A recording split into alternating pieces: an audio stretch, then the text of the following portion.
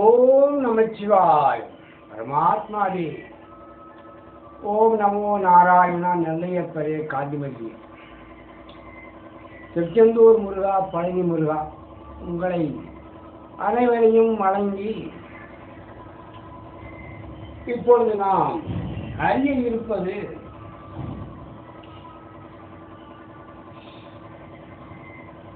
தமிழ்நாடு,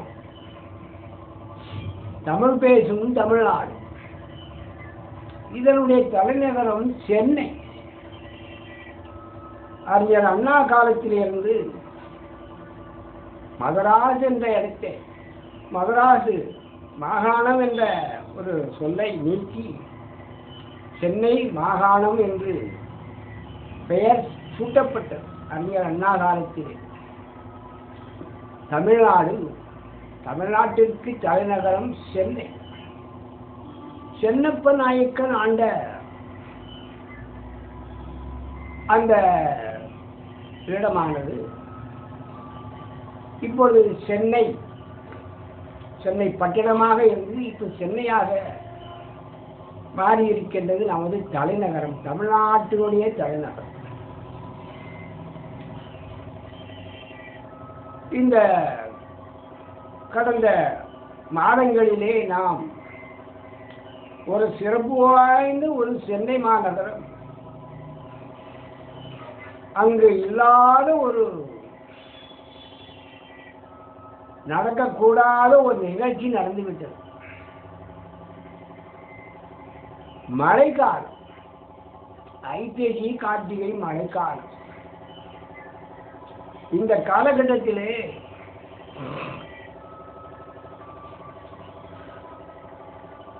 மழை பெய்ய ஆரம்பித்தது. ஐப்பசி மாதம் 1ஆம் தேதி விடாது பெய்த மழை, விட்டு விட்டு பெரிய மழை.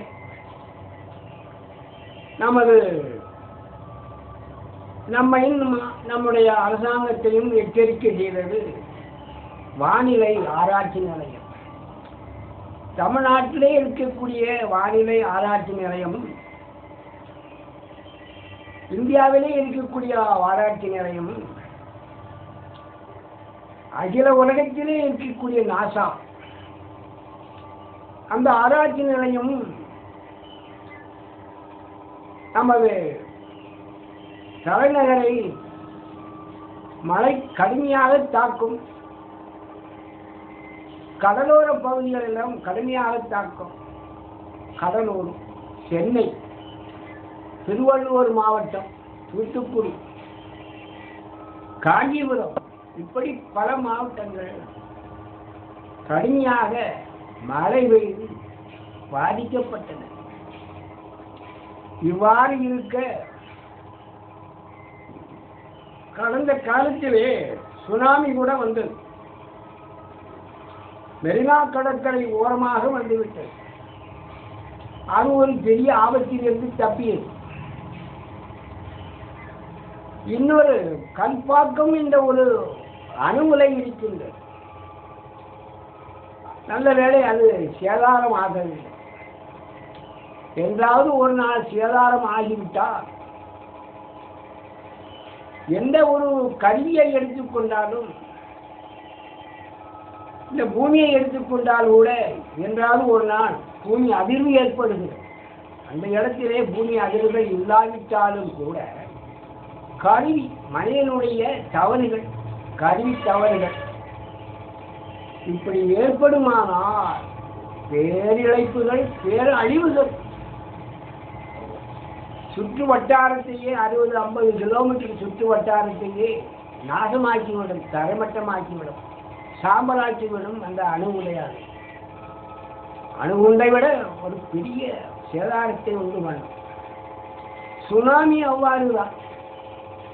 78ஆம் வருடத்திலே ஆந்திராவை தாக்கிய புயல் ஒரு 10 அடி உயரம், ஒரு 10 கிலோமீட்டர் தூரம் உள்ளே சென்று விட்டது. கரையிலே இருக்கக்கூடிய தண்ணீர் கடல் நீரில் ஊருக்குள்ளே 10 கிலோமீட்டருக்கு சென்று விட்டது. அப்போ எவ்வளவு சேதாரம் அடைந்திருக்கும் என்று நாம் கணக்கில் எடுத்துக் கொள்ளலாம். எங்கு பார்த்தாலும் பிறப்புகள், ஆடு மாடு, அதை போலவே இப்பொழுது ஒரு சேதாரம் வந்து நடந்து முடிந்துவிட்டது. இந்த நடந்து முடிந்த பிறகு நூற்றுக்கணக்கான வெள்ளத்தில் அடித்து செல்லப்பட்டது. அரசு ஊடகங்கள் மூலமாக நான் அறிகிறேன். அந்த முன்னேற்பாடு செய்து கொள்ளவில்லை, வானிலை ஆராய்ச்சியையும் பொருட்படுத்தவில்லை, ஒரு ஆசீனம் செய்து அந்த வெள்ளம் வருவதற்காக அணைகளை திறக்கக்கூடிய ஒரு சூழ்நிலை ஏற்பட்டுவிட்டது. அந்த அணை திறக்கப்பட்டதால், செம்பரம்பாக்கம் அணை திறக்கப்பட்டதால் சென்னைக்கு மேற்கே பல ஏரி குளங்கள் இருக்கின்றன. அது செம்பரம்பாக்கம் ஏரியும். அந்த மழைக்காலங்களிலே அதில் நிரம்பிய தண்ணீர் கிழக்கு நோக்கித்தான் வரும். பல ஏரிகள் உடைந்து செம்பரம்பாக்கம் ஏரியில் இருந்து நீர் 30,000 அடிக்கு மேலே 30,000 ஒரு நிமிடத்திற்கு வெளியேற்றப்படுகிற நீரானது சென்னை மாநகரத்தை நீர்மூலமாக்கிவிட்டது. நான் ஊடகம் மூலமாக கண்டேன் உயர்த்து. ஏனென்றால் அவ்வளவு துயரத்தை அந்த தாழ்வான பகுதியிலே இருக்கக்கூடியவர்களும், சிட்டியிலே இருக்கக்கூடிய மக்களும், கார்பரேஷனில் இருக்கக்கூடிய பல வார்டுகள் எல்லாமே பாதிக்கப்பட்டது. கிட்டத்தட்ட கிரவுண்ட் ஃப்ளோர், ஃபர்ஸ்ட் ஃப்ளோர் வரையிலும் தண்ணீர். பல உயிர்கள் மாண்டன. இன்னும் அது கணக்கெடுக்கப்படவில்லை. அரசு இனி வருங்காலத்திலே கணக்கெடுத்து அறிவிக்கும். நிவாரண நிதி அறிவிக்கப்பட்டிருக்கிறது. இந்த காலகட்டத்திலே நமது தலைநகர் ஒரு ஆபத்திலே இருக்கக்கூடிய ஒரு பகுதி. எல்லா தேசங்களுக்கும் சென்று வருவதற்கான ஒரு விமான நிலையம், எல்லா மாநிலங்களுக்கும் சென்று வருவதற்கான ரயில்வே ஒரு பகுதி செய்திருக்கின்றது. எங்கு வேணாலும் நாம் 4 திசைகளிலும் ரயில் மூலமாகவோ, ஆகாய மார்க்கமாகவோ, தரை மார்க்கமாகவோ பிரயாணம் செய்யக்கூடிய ஒரு வசதியான இடம்தான். இந்த இடத்தை கிட்டத்தட்ட ஒரு 100 ஆண்டு காலமாக அந்த பகுதியை சென்னப்ப நாயக்கன் ஒரு ஆங்கிலேயர்களெல்லாம் அதை கொஞ்சம் கொஞ்சமாக வளர்ச்சி அடைந்து இன்றைய நிலையிலே இப்படி இருக்கின்றது. தொழிற்சாலைகள் கேட்கவே வேண்டாம், எல்லாம் பாதிப்பு. மனிதர்கள் ஒரு 10 லட்சத்திற்கு மேலாக ஒரு பாதிப்பு ஏற்பட்டது. இந்த மழை வெள்ளம் அதிகமான மழைதான். முன்னெச்சரிக்கை இருந்தால் குறைத்திருக்கலாம், அல்லது ஏரிகளை திறக்கும் பொழுது இந்த ஏரிக்கு ஒரு 5 அடி தண்ணீர் குறைவாகவே எப்பொழுதும் இருக்க வேண்டும். மழை காலத்திலெல்லாம் அந்த நீர்நிலைகளை நிரப்பி வைத்திருக்க கூடாது. குறைந்தபட்சத்தில் ஒரு 5 அடியாவது கொள்ளளவிலிருந்து 5 அடி குறைவாக இருக்க வேண்டும். மழை நீர் நிரம்பும் பொழுது அது சமன்படுத்தும். அதெல்லாம் கணக்கில் எடுத்துக் கொள்ளாமல் நாம் மனிதர்களாகிய தவறுகளை செய்துவிட்டோம். இப்படி தவறுகள் செய்யும் பொழுது மனித தவறுகள் அரசு ஆணைக்காகவும் மூத்த அதிகாரிகளுடைய ஆணைக்காகவும் காத்திருக்கும். அது அந்தந்த துறையினுடைய ஒரு பொறுப்பை ஒப்படைத்து விட்டால் இந்த பிரச்சனையே வந்திருக்கின்றது. இந்த சென்னை மாநகரம் சின்ன பின்னமாய் இருந்தது, காப்பாற்றப்பட்டிருக்கும். இப்பொழுது 1 லட்சம் கோடி ரூபாய் இருந்தால்தான் அந்த புனரமைப்பு தெளிவாக இருக்கும். சீராக இன்னும் ஓராண்டு ஆகும். என்னுடைய மதிப்பிற்கு என்னுடைய அறிவிற்கு நான் சொல்லுவேன். அந்த அளவுக்கு சேதாரம். எண்ணற்ற ஆயிரக்கணக்கானவர்கள் வீடு இழந்து அனாதைகளாக இருக்கின்றார்கள். எல்லோரும் உதவியை நாடி இருக்கின்றார்கள். என்னை காப்பாற்றி, என்னை காப்பாற்றி, உணவு கிடைக்காதா, தண்ணீர் கிடைக்காதா என்று அவலப்படும் பொழுது, ஊடகங்கள் மூலமாக பார்க்கும் பொழுது அரசாங்கமும் கவனித்தது. அதாவது பொதுமக்களாகிய கட்சிகளும் பொதுமக்களும் எல்லோரும் பொதுத்தொண்டு உள்ள நிறுவனங்கள் எல்லாம் அதை காப்பாற்றி இருக்கின்றன. இந்த பொதுத்தொண்டு அரசாங்கம் எல்லாமே இல்லை அப்படின்னா இன்னும் ஏகப்பட்ட சேதாரத்தை எதிர்பார்த்து இருக்கலாம். இப்பொழுதும் கூட நீர் வழியாத நிலையில்தான் இருந்து இருக்கின்றது. அரசாங்கம் உதவுகிறது. ஆனால் முழு கவனத்தை செலுத்தி இனி வரக்கூடிய காலங்களில் என்ன செய்ய வேண்டும்? முன்னறிவிப்பு கொடுத்தால் அதற்கு தக்கவாறு அரசாங்கம் நடந்து கொள்ள வேண்டும். அறிவுரை கேட்க வேண்டும். அறிவுரை கேட்காத பட்சத்திலேதான் இந்த அழிவு சின்ன பின்னமான அழிவு இப்படி சில நேரங்களில் ஏற்பட்டு விடுகிறது. 100 வருடத்திற்கு முன்பு ஒரு மழையா, மழை காலத்தில் மழை இருக்கும், கொஞ்சம் கூடுதலாக வேண்டியிருக்கு, அவ்வளவுதான். ஏரிகளை தூர்வாரவில்லையா, கால்வாய்களை தூர்வாரவில்லையா, இப்படி பல புகார்கள் அதில் அடங்கி இருக்கின்றன.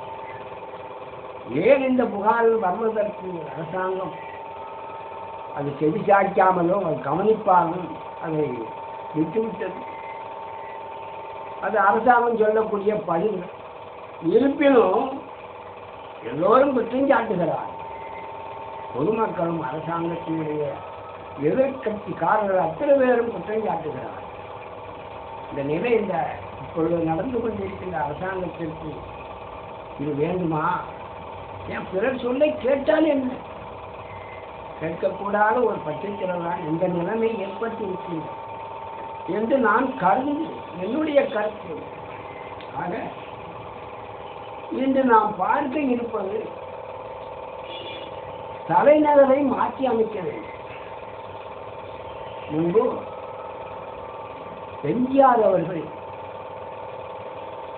அவர் ஆட்சி செய்த காலத்திலே, தமிழ்நாட்டை ஆட்சி செய்த காலத்திலே திருச்சி மாநகரத்தை தலைநகராக ஆக்க வேண்டும் என்று ஒரு கோரிக்கை வைத்தார். அது நடைபெறவே இல்லை. அந்த கருணை இப்பொழுது வந்துவிட்டு ஒரு 20 லட்சம் பேர் இருந்தக்கூடிய நேரத்திலே அந்த பகுதியிலே சென்னையிலே 1 கோடி பேர் இருக்கின்றார். கூட்டம் அதிகமானால் குழப்பம் அதிகமாகும், ஆபத்து அதிகமாகும், இட நெருக்கடி அதிகமாகும், ஆக்கிரமிப்புகள் அதிகமாகும். ஆகையினால இனி வருங்காலத்திலே நாம் இடத்தை மாற்றி அமைத்துக் கொள்ள வேண்டும். தலைநகரை மாற்றி அமைத்துக் கொள்ள வேண்டும். திருச்சி உகந்த இடம் அல்லது கோயம்புத்தூரும் உகந்த இடம், தொழில்மயமான இடம். திருச்சி வளமான பூமி, காவிரி ஆறு ஓடுகிறது. கோயம்புத்தூரில் சிவாணி ஆறு ஓடுகிறது.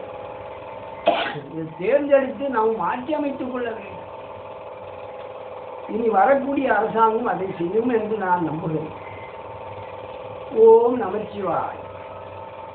ஏன் நாம் மாற்றி அமைக்க வேண்டும் என்று கருதினால், அங்கு அந்த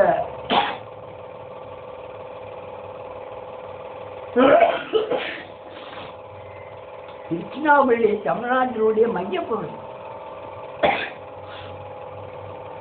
கோயம்புத்தூரும் அவ்வாறுதான். இப்படி இருக்க நாம் நம்முடைய தலைநகரை எனது கோரிக்கையும் மற்ற சில பேர் கோரிக்கையும் அடங்கியிருக்கின்றது.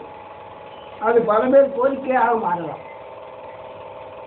அது வழிவகுத்து இந்த அரசாங்கமோ வரக்கூடிய அரசாங்கமோ தலைநகரை மாற்றி அமைக்க வேண்டும். திருச்சிராப்பள்ளி அல்லது கோயம்புத்தூர்.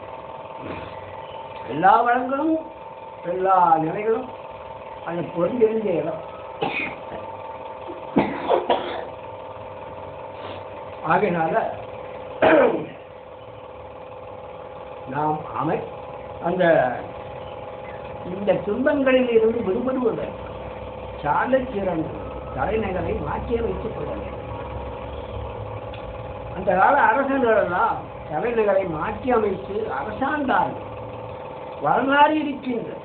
அதை போலவே நாமளும் அதை மாற்றி அமைத்துக் கொண்டால் சாலை சிறந்து வருங்காலத்தில் ஆபத்தில் இருந்து, பெரிய ஆபத்தில் இருந்து, நீண்ட ஆபத்தில் இருந்து நம்மை நாமளே காத்துக்கொள்ள வேண்டும்.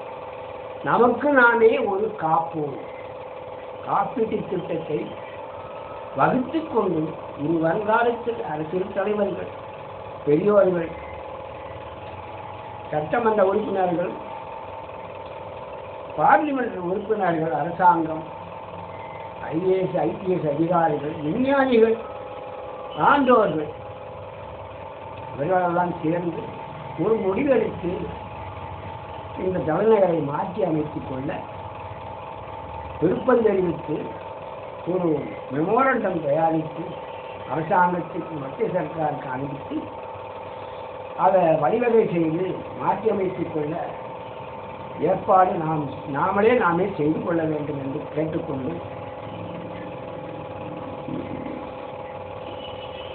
ஒரு செய்யுளை, திருக்குறள் செய்யுளை சொல்லி முடித்துக் கொள்கிறேன்.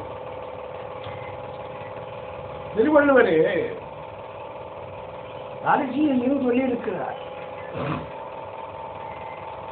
இடுப்பாறை இல்லாத ஏமாற மன்னன் கெடுப்பால் இல்லாங்கு கெடும். இன்னொருவரை வாசிக்கின்றேன். இடிப்பாறை இல்லாத ஏமாற மன்னன் கெடிப்பார் இல்லாங்கு கெடும். இதுக்கு என்ன அர்த்தம் சொல்கிறாரு? இடித்து கூறும் பெரியவர்கள் துணைவராக இல்லாத அரசன். இடித்து கூறும் ஏதோ தப்புத்தவர்கள் இருந்து பெரியவர்கள் துணைவராக இருந்து அந்த அரசனுக்கு பாதுகாப்பற்றவர். அதாவது இடித்து கூறும் பெரியவர்கள் துணைவராக அல்லாத அரசன், துணை இல்லாத அரசன் வந்து அது ஒரு பாதுகாப்பற்றவனாக கருதுகிறார். அவனை கெடுப்பவர்கள் இல்லாவிட்டாலும் தானாகவே கெட்டு போவான். அப்ப இதிலிருந்து என்ன தெரிகிறது? பெரியவர்கள் அறிவாளிகள். அப்படிப்பட்ட துணைவராக கொள்ள வேண்டும், அறிவுரையை கேட்க வேண்டும். அப்படி அவனுடைய அறிவுரையை கேட்டு நடக்கக்கூடிய அரசன் அது பாதுகாப்பற்றவனாக இருக்கின்றான். கேட்காதவன் பாதுகாப்பற்றவனாக இருக்கின்றான். அவனை கெடுப்பவர்கள் இல்லாவிட்டாலும் தானாகவே கெடுகிறோம். இதுதான் இந்த குறளுக்குடைய ஒரு அர்த்தமாக இருக்கின்றது. ஆக அறிவு சிறந்த பெரியோர்கள் அவர்களை நாடி எந்த அரசாங்கம் எவ்வளவு பெரிய தலைவராக இருந்தாலும் அறிவு சிறந்தவர்கள ஆலோசனை கேட்டு அதன் பிரகாரம் அரசாங்கத்தை திருவள்ளுவரை அருமையாக சொல்லியிருக்கின்றார். குறளை வைத்து அரசாங்கத்தை நடத்தலாம். அந்த அளவுக்கு அதனுடைய என்ன இருக்கின்றது, சாராம்சங்கள் இருக்கின்றது என்று கூறிக்கொண்டு நம்முடைய தலைநகரை திருச்சிராப்பள்ளிக்கோ கோயம்புத்தூருக்கோ மத்திய பகுதிக்கோ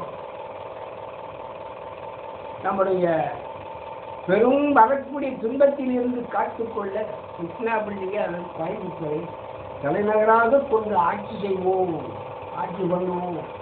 பெரியோர்கள், அரசியல் தலைவர்கள், விஞ்ஞானிகள், அறிவாளிகள் எல்லோரும் சேர்ந்து மாற்றி அமைத்துக் கொள்வோம். இதற்கு தீர்மானம் ஏற்றி மத்திய சர்க்கார் எனும் அனுமதி பெறுங்கள் என்று கூறிக்கொண்டும் இந்த உரையை முடித்துக் கொள்கிறேன். நன்றி, வணக்கம். ஓம் நமச்சிவாய.